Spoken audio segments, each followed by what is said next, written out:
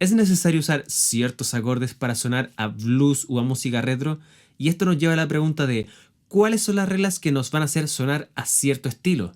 Usaré de referencia a Sabrina Carpenter para explicarlo con su canción When Did You Get Hot, que ella tiene muchas influencias de los 50-60, época donde la música afroamericana traspasa la barrera racial, o sea, deja de ser música de negros y pasa a ser música para todos.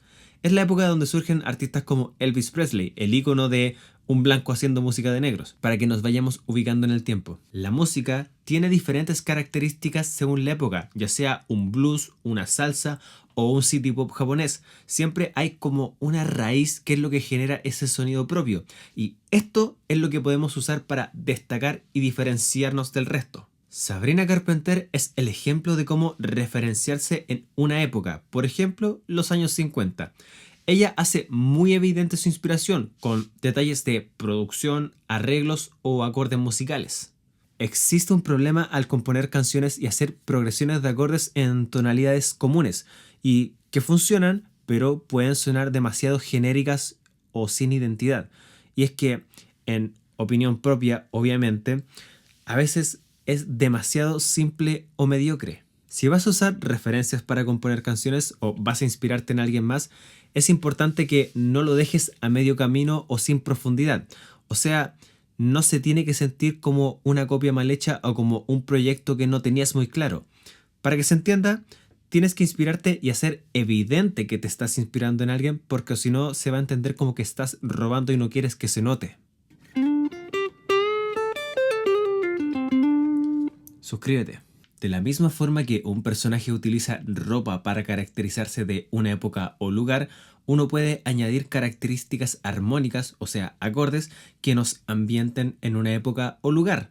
Sabrina Carpenter hace mucha referencia a los años 50 en su álbum, pero además de caracterizar la parte visual con la ropa y la ambientación, también hace muchos guiños musicales a esta época. Hace ciertos guiños al blues.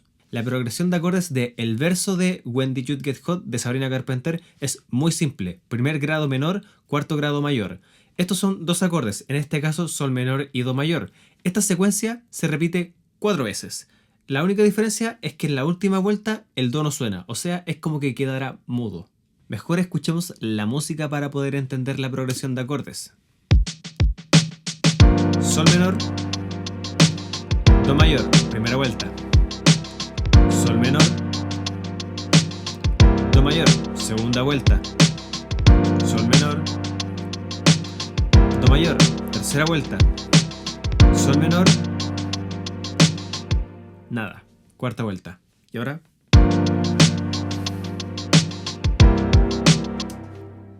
Esta progresión de acordes Sabrina la usa para cantar el verso. Por ejemplo, So long, don't touch, pero también sirve para canciones como Thriller, que es como It's close to midnight, something is lurking from the dark. Ahora también Bruno Mars se lo usa para Uptown Funk, que es como This is the ice cold, my turf and a white gold. Dum,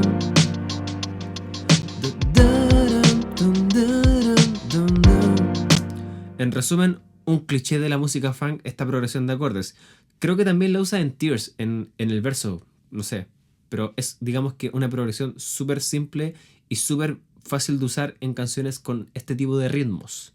Para entender la tonalidad de When Did You Get Hot de Sabrina Carpenter, es importante entender los modos griegos, porque la canción está en sol menor, pero uno ve los acordes y no son los acordes de sol menor, parecen los acordes de fa mayor. Entonces, ¿por qué dice uno que está en sol menor? Y es que, sí, correcto, son los mismos acordes que fa, pero el punto es que el centro tonal o el centro de gravedad es ese sol menor. Por lo tanto, es el segundo grado de fa el que es el centro, y cuando el centro no es fa, es sol menor, la escala pasa a ser sol menor dórico. El centro tonal es ese sol menor y la tonalidad sería sol menor dórico, que es parecido a fa mayor, pero con otro centro tonal. Piénsalo como una cuestión de perspectiva. ¿Cuál es el punto central? ¿Cuál es el centro de gravedad? ¿Cuál es el centro tonal? Entonces, cuando gira en torno a este acorde, si los acordes giran en torno a ese sol menor, esa es la tonalidad. Así que debemos interpretarla como sol menor dórico. Algo muy importante para hablar es que deberías suscribirte porque hago muchos videos sobre música y si te interesa la música y la teoría musical, la armonía, componer canciones, este es el canal para ello. Suscríbete. Los acordes de esta canción de Sabrina Carpenter en el coro tienen algo muy interesante y es que la progresión es casi idéntica al verso, o sea, sol menor y do mayor repitiéndose en bucle, da 3 vueltas a estos acordes, pero los últimos 2 compases y por consecuencia últimos 2 acordes cambian. En vez de repetir el sol menor pasa a ser un re mayor, que es un dominante secundario, y luego se devuelve al do mayor. El punto es que primero hay un dominante secundario y segundo el dominante no resuelve, pero vamos por partes. Vamos a la raíz del modo dórico, que sería el fa mayor. En la tonalidad de fa mayor, el fa mayor como tónica tiene un quinto grado que es do mayor. Es un acorde dominante, o sea, genera tensión y busca resolver esa tensión con la gravedad que genera el fa mayor, o sea, busca ir al fa mayor, el primer grado. El punto es que en el modo dórico, que es el segundo grado de fa mayor, cuando el centro tonal es sol menor dórico, en esta tonalidad el sol menor no tiene un dominante, no tiene un acorde que genere tensión y quiera volver con la gravedad que genera el sol menor. Entonces, ¿qué hacemos?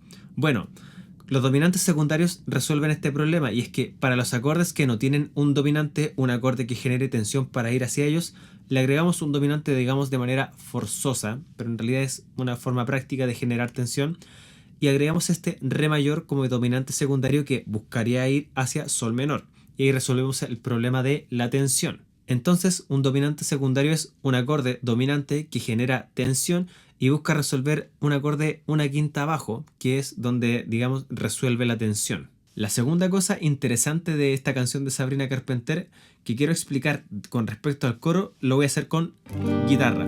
Porque, claro, la progresión de acordes es sol menor dórico, la tonalidad, sol menor, do mayor, sol menor, do mayor, sol menor, do mayor. Pero después utiliza el dominante secundario, que en teoría se pone ahí para resolver al primer grado menor. Pero en vez de hacer eso, va al cuarto grado mayor. Y eso me recuerda al blues.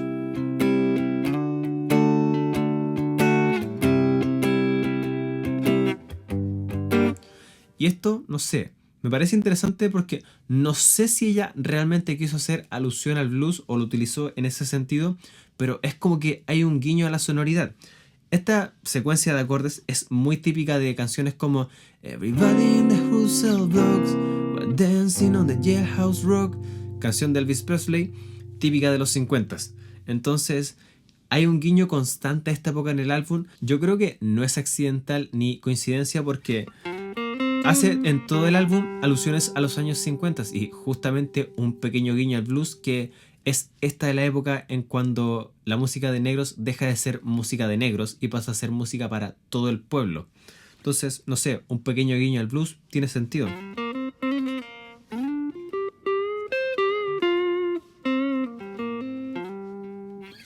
Para crear música original y usando a Sabrina Carpenter como ejemplo de nuevo, es interesante y contradictorio quizás el hacer referencias a la música retro y combinarlo con las producciones de pop moderno. O sea, en base a tus gustos, busca qué es lo que te gusta de la música moderna y qué es lo que más te gusta de la música antigua y combina esas dos partes para crear un sonido que solo te pertenezca a ti, algo que no estén haciendo los demás. Siguiendo el ejemplo de Sabrina Carpenter, que yo sé que estoy siendo reiterativo con ella, pero es que es un buen ejemplo de cómo inspirarse o referenciarse en los años 50, 60, 70, lo que tú quieras, pero ella hace muchos guiños a la música blues, a la música funk, a la música disco, y utiliza esas referencias, pero las combina con un pop moderno y las letras con temáticas actuales que respectan a ella por lo menos. O sea, hace alusión a temáticas actuales y además a la farándula que rodea su propia vida en todas estas canciones con muchas influencias de la música retro, y esto genera una combinación tan única que es un sonido que solo le pertenece a ella y por el que puede ser reconocida.